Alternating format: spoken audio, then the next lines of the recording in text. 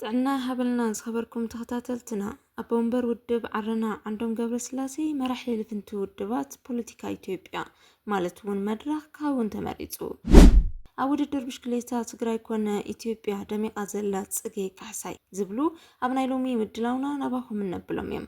ፈለማ ግን ነዚ ሓዳሽ ቻናልና ሰብስክራይብን ኮሜንትን ክትገብሩ ንትሕዝቶታትና ድማ ናብ ካልኦት ከተባጽሑ ዕድመኩም። ኣብ ወንበር ፖለቲካዊ ውድብ ዓረና ኣይተ ዓንዶም ገብረስላሴ መራሒ ልፍንቲ ውድባት ፖለቲካ ኢትዮጵያ መድረኽ ክኸውን ተመሪጹ።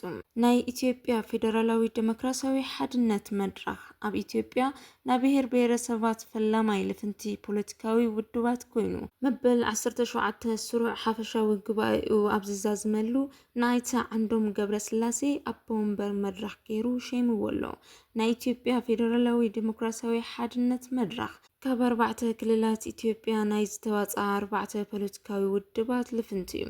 እዚ ልፍንቲ ኣብ ፌደራሊዝም ልዕልነት ሕጊ ንሰብኣውን ናይ ጉጅለን መሰል ንምኽባር ከምኡውን መርህታት ሰላማዊ ስግግር ስልጣን ዝተመስረተ ዴሞክራሲያዊ ማሕበረሰብ ንምህናፅ ዓሊሙ ኣብ 2002 ኣቆፃፅራ ግእዝ እዩ ተመስሪቱ። ካብ መንእሰይ ኣመራርሓን ልምዲ ዘለዎም ነባር ፖለቲከኛታትን ዝሓዘ መድረኽ እዚ ሓቋፋይ ኣመራርሓ ኣብ ኢትዮጵያ ንዘሎ ሕልኽልኽ ዝበዝሑ ፖለቲካዊ ፈተናታት ብብቕዓት ንክዋፃእ ከም ዘኽእሉ እዩ ዝግለጽ። ሓድሽ ኣብ ወንበር መድረኽ ዓንዶም ገብረስላሴ ጉባኤ መድረኽ ነቲ ልፍንትን ንኢትዮጵያን ታሪኻዊ ምዕራፍ ከም ዝኾነ ተዛሪቡ ሓድሽ ዓቕምን ጉልበትን መንእሰይ ወለዶ ምስ ውህልል ዓቕሚ ምኩራት መራሕቲ ብምውዳድ ሓቀኛ ለውጢ ንምምጻእ ካብ ዝኾነ እዋን ንላዕሊ ድልዋት ኢና። ናትና ግንባር ዝተፈላለዩ ህዝብታት ንሓበራዊ ዕላማ ብሕብረት ክቃለሱ ከም ዝኽእል ሕያው ምስክር እዩ።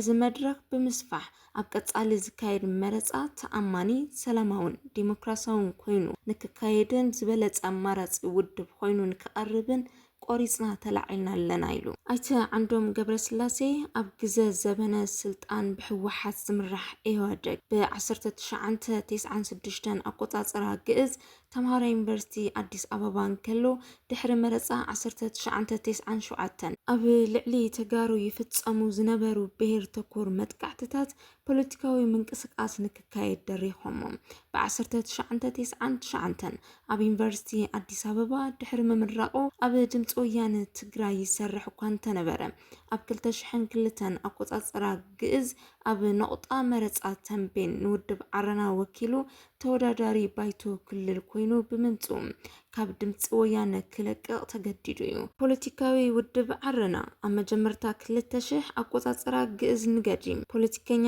ገብሩ ኣስራት ካብ ሕወሓት ምስ ተፈለየ ዝመስርቶ ኮይኑ ኣብ ፖለቲካ ትግራይ ንዝሓለፉ 17 ዓመታት ክንቀሳቐስ ጸኒሑ እዩ። ኣመራርሓ ዓረና ትግራይ ብምዃን ኣብ ፖለቲካዊ ምንቅስቃስ ትግራይ ኮነ ኢትዮጵያ ዕዙዝ ግደ ብምብርካት ኣብ ቅድሚት ዝስራዕ ዓንዶም ገብረስላሴ ኣብቲ ፖለቲካ ትግራይ ብገዛዊ ውድብ ሕወሓት ጥራሕ ዝተባሓተሉን ተቃዋማይን ነቃፋይን ምዃኑ ከም ስግኣትን ፈጣራይ ራዕድን ዝረኣየሉ ዝነበረ እዋን ንቅድሚት መፂኦም ንሕወሓት ብቑሉዕ ይነቕፉ ካብ መንጎ ዝነበሩ መንእሰይ ትግራይ ሓደ እዩ።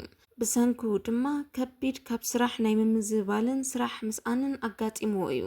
ኣብ 2005 ኣብ ዝተኻየደ ጉባኤ ማእኸላይ ኮሚቴ ዓረና ሓላፊ ርክብ ህዝቢ ኮይኑ ምስ ተመረፀ ድማ ብቋሚ ኣብ ቤት ጽሕፈት ዓረና ክሰርሕ ጀሚሩ እቲ ንተቃወምቲ ውድባት ናይ ጭቃ ዕሾኽ ዝኾነ ብሕወሓት ዝተባሓተ ባይታ ትግራይ ግና ነቲ ብቑልዕ ተቃዋሚ ፖለቲካ ውድብ ኮይኑ ዝተመስረተ ዓረና ዘስራሕ ኣይነበረን። በዚ ድማ ዓንዶም ገብረስላሴ ልዕሊ 30 ግዜ ብሕወሓት ተኣሲሩ እዩ። ዓረና ኣብ 2020 ዝተኻየደ መረፃ ትግራይ ኩናት ዘስዕብ እዩ ይትረፍ ዝብል ቅዋም ዝነበሩ እንትኸውን ኣብ ትግራይ ኣብ እዋን እቲ ኩናት ኣብ ዝተጣየሸ ጊዜያዊ ምምሕዳር ትግራይ ኣይተ ዓንዶም ምክትል ቢሮ ሓላፊ ርክብ ህዝብን ኮይኑ ሰሪሑ እዩ።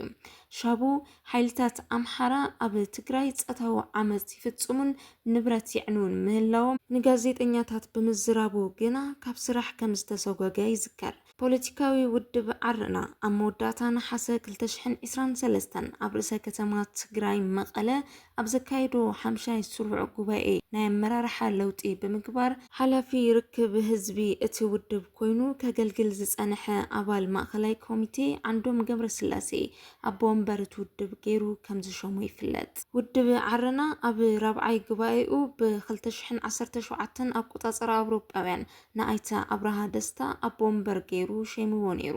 ኣብርሃ ደስታ ኣብ እዋን መሪሕነት ኢህወደግ ንክልተ ዓመት ተኣሲሩ ምንባሩ ይዝከር። ትግራዊቲ ብሽክለተኛ ጽጌ ካሕሳይ ተዓዋቲት ውድድር ብሽክለታ ኢትዮጵያ 2017 ጁኒየር ደቂ ኣንስትዮ ውድድር ጽርግያ ኮይና ኣብ ውድድር ብሽክለታ ትግራይ ኮነ ኢትዮጵያ ደሚቃ ዘላ ጽጌ ካሕሳይ ን3 ወርሒ ስልጠና ጽባሕ ናብ ፈረንሳይ ክትጓዓዝ እያ።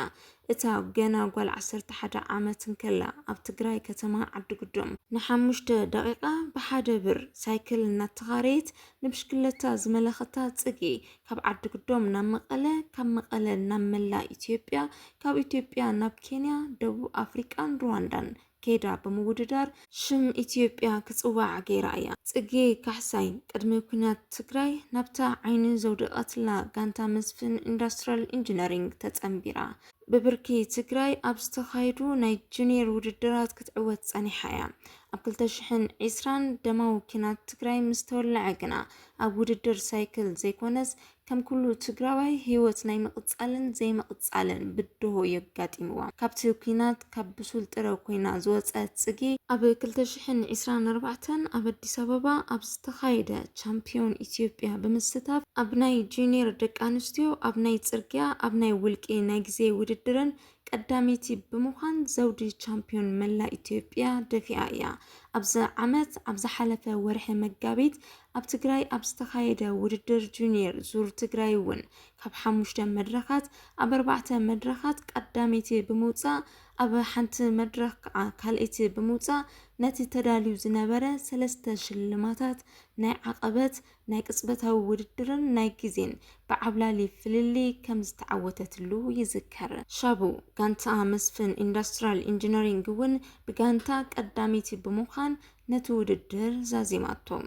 ኣብ ሩዋንዳ ዝመደብሩ ኣፍሪቃውያን ተቐዳደምቲ ኣብ ምምልማል ዝሰርሕ ኣፍሪካን ራይዚንግ ሳይክሊንግ ኣብ ገጻቱ ንጽጌ ካሕሳይ ዘድለዎ ኣድናቆት ብምግላጽ ካፕተን ስም ኣፍሪቃ ከጸውዓ ዝኽእላ ተቐዳደምቲ ኢሉ ከም ዝሰነዳ ይፍለጥ። ንዓወታታ እውን ኣብ ማሕበራዊ ሚድያታቱ ኣድናቆት ኣሰንዩ ኣቃሊሕዎ እዩ።